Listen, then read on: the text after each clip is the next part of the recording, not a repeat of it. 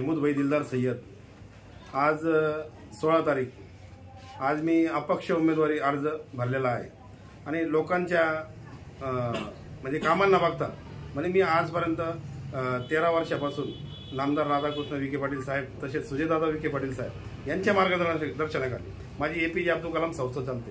या संस्थेच्या माध्यमातून म्हणजे सामुदायिक विवाह असो, 3 अँब्युलन्स आहे आमच्याकडे, याला गाडीला अँब्युलन्स आम्ही 2-2 दिवस लोकांना देत राहतो। आणि सांगायचं उद्देश म्हटलं तर भाई उमेदवारी आजपर्यंत आम्ही केली नाही, पण ह्या टायमाला आम्हाला म्हणजे लोकांची गरजेनुसार एरियामध्ये प्रभाग क्रमांक 8 मध्ये मी आज उमेदवारी अर्ज दाखल केलेला आहे। आणि नगरसेवक कशाला म्हणतात हे कामाच्या माध्यमातून मी दाखवून देणार आहे।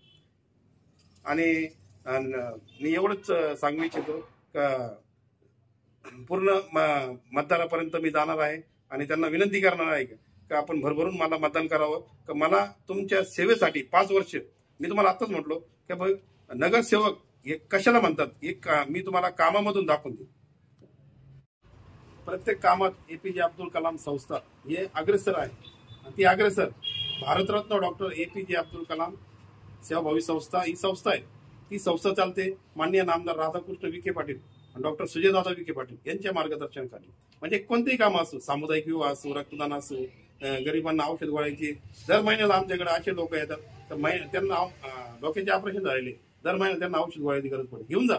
इथं काही समाज पाहत नाही, काही नाही, कोणी असो आम्ही त्यांना मदत करीत असतो। आणि इथून पुढे पण आमचे जे कार्य होणार आहे ते एकदम न सांगण्यासारखे म्हणजे भरपूर आहे। ते मतदारसाठी इथे फक्त त्यांनी मला भरभरून मतदान करावं आणि मला तिथपर्यंत पोहोचावं। म्हणजे मी तिथपर्यंत गेल्यानंतर मी दाखवून देईन का नगरसेवक हा फक्त कामाच्या माध्यमातून आपण दाखवून देऊ का नगरसेवक कशाला म्हणतात। त्या माध्यमातून सगळे नगरसेवक ही कामं करण्यास उत्सुकता राहील त्यांना का आपण ही कामं करण्यासाठी आपण पण भाई बरोबर किंवा सगळे नगरसेवक आपण मिळून मग ते लेडीज नगरसेवक असू, जेंट्स नगरसेवक असू, या माध्यमातून ते पण माझ्या बरोबर येतील किंवा मी त्यांच्या बरोबर जाईन। त्या काही लोकांपर्यंत आपण अजूनपर्यंत गेलेलो नाही। मी त्यांना सांगू इच्छितो का वचनपूर्ती माझं खूप महत्वाचं आहे। मी तुम्हाला इलेक्शन पिरियडमध्ये किंवा ते मी तुम्हाला नक्कीच सांगेन।